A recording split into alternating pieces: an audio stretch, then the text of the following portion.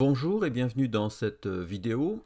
Donc on va parler dans ces séries de vidéos des sélecteurs CSS. Donc pas vraiment des différentes possibilités de mise en forme, mais plutôt comment on sélectionne une partie du code HTML pour le mettre en forme. Alors c'est la base. Après les propriétés attributs, on pourra toujours les voir et les trouver éventuellement sur Internet. Donc la première chose que j'ai fait ici, j'ai utilisé un sandboxing. Donc il s'appelle CSS Desk. Des sandboxing, vous en avez pas mal. Il suffit de taper sandboxing CSS et vous verrez, vous prendrez celui que vous voulez. Ou vous pouvez continuer tout simplement à travailler comme on l'a toujours fait, hein, avec un éditeur de texte comme Sublime Text ou Notepad++. Vous enregistrez et puis vous visionnez votre page depuis votre navigateur. En sachant que je vous conseille d'installer dans ce cas-là, dans votre navigateur, les plugins ou de faire clic droit option développeur pour voir le code source et éventuellement les erreurs.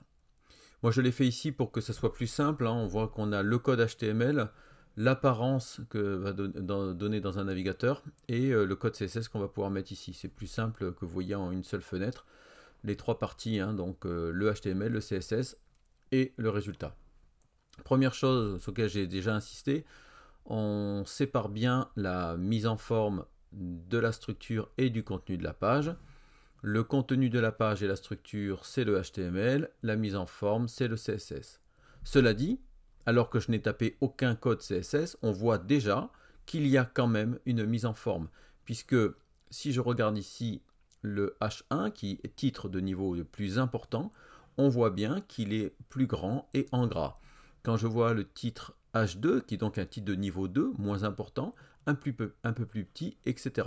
Donc il y a une feuille CSS qui est appliquée par défaut par le navigateur. Nous, notre travail, ça va être de le redéfinir et de donner l'apparence que l'on souhaite aux pages. Donc j'ai créé une petite page HTML tout simple, donc vous voyez la structure doctype, HTML, fin d'HTML, l'entête avec le titre, maîtriser les secteurs CSS, le body, donc qui commence ici, qui se termine ici, avec un titre de niveau 1, donc j'ai dit titre de niveau 2, titre de niveau 3, un paragraphe et un autre paragraphe. Voilà, on a deux paragraphes. Alors première chose à remarquer, c'est que tout ce qu'on utilise ici, H1, H2, H3 et P, sont des balises de type bloc, puisque à chaque fois que je finis ma balise, on va à la ligne. Tac, on va à la ligne, on va à la ligne, on va à la ligne. Il y a même un écart, un saut de ligne, qui est fait par défaut. Tout ça, on pourra éventuellement le modifier. Donc le premier sélecteur qu'on utilise, c'est tout simplement le sélecteur HTML. C'est-à-dire que pour donner une mise en forme, on va reprendre le nom de la balise. Par exemple, ici, H1. Je reprends le nom de la balise, par contre je retire les chevrons. C'est comme ça que ça s'appelle, hein, c'est pas décroché, ça s'appelle des chevrons. Et je reprends tout simplement H1, chevron. Après j'ouvre une accolade, je ferme l'accolade. Et entre ces accolades, je vais dire comment je veux que mon titre H1 apparaisse. Alors par exemple, je pourrais redéfinir une couleur rouge et je vois que tout de suite, mon titre de niveau 1 est en rouge. Je pourrais également faire la même chose avec le titre de niveau 2, modifier sa couleur, par exemple mettre blue, et on voit qu'il apparaît en bleu.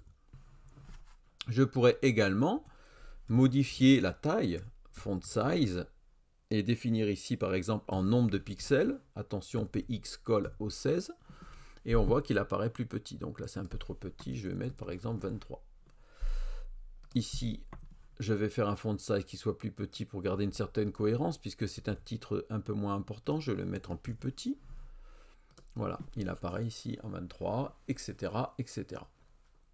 Ça, c'est la première chose, le premier sélecteur qu'on utilise, c'est le sélecteur en utilisant tout simplement les balises HTML. Alors, je vais en rajouter quelques-unes. Alors, le paragraphe, par exemple, alors je vais faire H3, pendant qu'on y est. Donc, H3, je définis son apparence. Alors, imaginons que j'ai envie de faire color, également bleu, et une taille de caractère de 20 pixels. Alors, ce qu'on remarque, c'est qu'en fait, du coup, entre le titre de niveau 2 et le titre de niveau 3, il n'y a plus de différence visuelle, puisqu'elles ont les mêmes propriétés. Les titres sont tous les deux en bleu et ont également une taille de 20 pixels. Alors, lorsque c'est le cas, lorsqu'il y a des propriétés communes, dans ce cas-là, on peut tout simplement mettre une virgule et voilà, alors la règle veut qu'on mette un petit espace, mais ça n'a pas d'importance. Et là, on se rend compte qu'on a exactement le même résultat. C'est-à-dire que ici, je dis que tous les titres de niveau 2 et de niveau 3 sont bleus et ont une taille de 20 pixels. Évidemment, si je rajoute, et ça c'est intéressant, si je rajoute H1, qu'est-ce qu'on remarque? On remarque que lui aussi prend la même apparence. Pourtant, j'ai défini ici une balise H1 qui lui dit que c'est en rouge et en 23 pixels. Donc on pourrait être étonné que ce n'est pas le cas. Ben, c'est tout simplement qu'il fait une lecture. C'est-à-dire que quand il arrive ici, il dit « Ok, tu veux mettre du rouge, tu veux une taille de 23 pixels. » Il le fait. Mais après, vous lui donnez un contre-ordre. Vous dites « Ben non, finalement, H1 est en bleu et en 20. » Et donc, lui, il garde le dernier ordre. C'est-à-dire que si ici, je remettais H1 avec une couleur encore différente, par exemple black, eh bien, il le mettrait en noir. Alors, il faut éviter ça, bien sûr, le plus possible, parce que sinon, vous allez avoir des problèmes après pour relire vos feuilles CSS. Mais retenez que c'est toujours le dernier ordre lu qui est appliqué. Par contre, ce qui est tout à fait possible, et qui est utile, c'est de mettre, par exemple, ici, H2 et H3. Par exemple, si je veux que tous les deux soient en bleu, je peux décider ça, que tous les deux soient en bleu. Mais après, de dire que H3, par exemple, a une taille de, je sais pas moi, de 18 pixels. Alors là, on voit pas trop la différence, donc je vais mettre 8 pixels. Ouais, 8 pixels, c'est vraiment petit. Je vais mettre 12 pixels. Donc ça se fait par contre. Ça, c'est important. On met toutes les propriétés communes avec des virgules, ça nous évite de le mettre. Et ici, ça veut dire que H3 a couleur bleue, et en plus, après, il a une taille. Je vous ferai remarquer que du coup, je n'ai pas défini la taille de H2, qui va garder la taille par défaut des titres H2 dans le navigateur. Donc ça, c'est important de, vous voyez, à travers les balises toutes simples, on voit qu'on peut surcharger et redéfinir par la suite. Si par exemple, je veux que par défaut, ça soit de 20 pixels, ben là, du coup, H2 est fixé à 20 pixels, mais par contre, H3, 12, puisque je l'ai redéfini derrière. Alors, il existe également d'autres balises qui sont de type inline, celles-ci, comme par exemple strong. Alors attention, strong, ça veut dire important. Et c'est vrai que par défaut, c'est mis en gras, mais ce n'est pas une obligation, c'est simplement par défaut dans le navigateur. Ce qu'il faut retenir quand la balise strong signifie que c'est important. Donc ici, la balise strong, Mario Kart, puisque c'est le titre de mon jeu, je le mets, Mario Kart 64, je le mets en gras, et enfin, il apparaît en gras, parce que par défaut, la mise en forme est en gras. Mais moi, je veux définir une mise en forme à moi, donc toujours pareil, je reprends le nom de la balise, j'ouvre des accolades, et je vais définir un certain nombre de propriétés, par exemple font size 18 pixels ou 28 pixels pour qu'on le voit vraiment bien. Alors ce que vous pouvez remarquer, donc vous voyez ça fonctionne, hein, donc on peut faire ça avec n'importe quelle balise. Ce qu'on remarque, c'est qu'en fait cette balise, enfin ce strong, il est resté en gras. Parce que si on regarde l'inspection, on va le faire ici. Voilà. Vous voyez, font weight, c'est-à-dire c'est l'apparence, on a bold, ça veut dire gras. Pourquoi il est en gras alors que je ne l'ai pas défini ici en gras?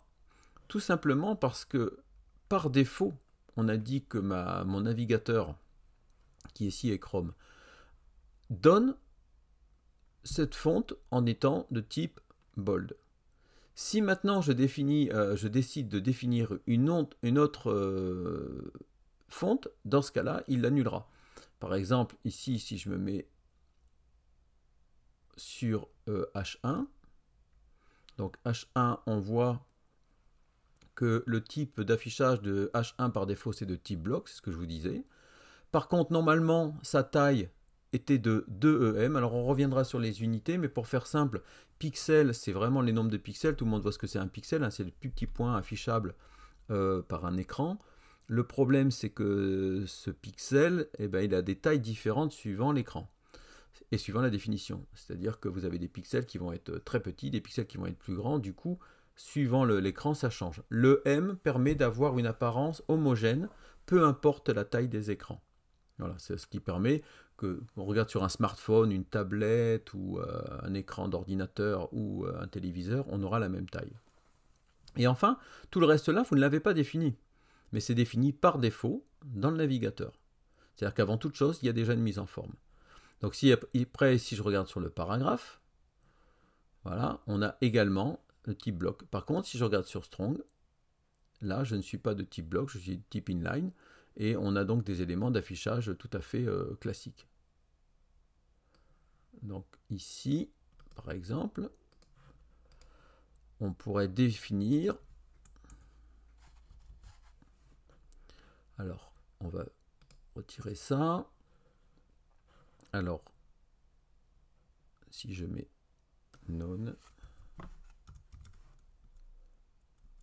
alors bold c'est gras, normal je crois que c'est normal, je me souviens plus, voilà. Voilà, là vous voyez j'ai mis en normal, ben, dans ce cas-là, strong apparaît en normal. Donc c'est ça qui est important aussi de comprendre, c'est que faites attention et faites toujours donc ce fameux clic droit, hein, inspecter, voilà, et vous aurez les propriétés. Là on voit bien que font weight bold, qui est par défaut, vient d'être retiré et pour mettre un style normal. Donc ne soyez pas étonnés si parfois ça n'a pas l'apparence, c'est peut-être que ça hérite par défaut du navigateur, d'une mise en forme, et que c'est à vous de le modifier. Donc c'est pour ça que ce clic droit est très important de comprendre pourquoi. Hein, ici par exemple Mario Kart, je regarde, bon ben là c'est pareil, normalement il y avait une taille de 20, et en plus on peut désactiver, alors là ici on ne le verra pas parce que c'est caché, mais voilà, on peut désactiver les couleurs, voir un peu ce que ça donne, donc ça c'est très très utile, et en plus ici vous avez à chaque fois les éléments qu'on a déjà vus en cours, hein, le padding qui est la marge intérieure, border, ça fait partie de l'élément, c'est la bordure, et le margin qui est la marge extérieure à l'élément. C'est-à-dire que le margin ne fait plus partie de l'élément, c'est à l'extérieur de l'élément, c'est pour éviter que les éléments se collent par exemple. Ici on est dans l'élément, hein. Ici tout ça c'est l'élément, la marge intérieure et l'élément, etc. Donc ça vous permet d'avoir une vision claire, c'est-à-dire qu'il y a des marges qui sont faites automatiquement, alors vous n'avez rien demandé en fait, hein. Ça explique pourquoi par exemple quand on a le titre H1, ben, on a de l'espace ici, hein, puis on a de l'espace au-dessus. Sinon, il devrait normalement coller directement en haut. Bon, voilà, je vais m'arrêter là déjà pour cette première vidéo qui est uniquement sur le sélecteur de base qui est la balise HTML. Il en existe beaucoup d'autres qu'on verra dans les vidéos suivantes. J'espère que cette vidéo vous a apporté des points d'éclaircissement, même si c'est quelque chose vraiment pour l'instant basique qu'on a vu et revu. Peut-être qu'il y avait certains points qui pouvaient être encore obscurs. Je vous remercie pour votre attention.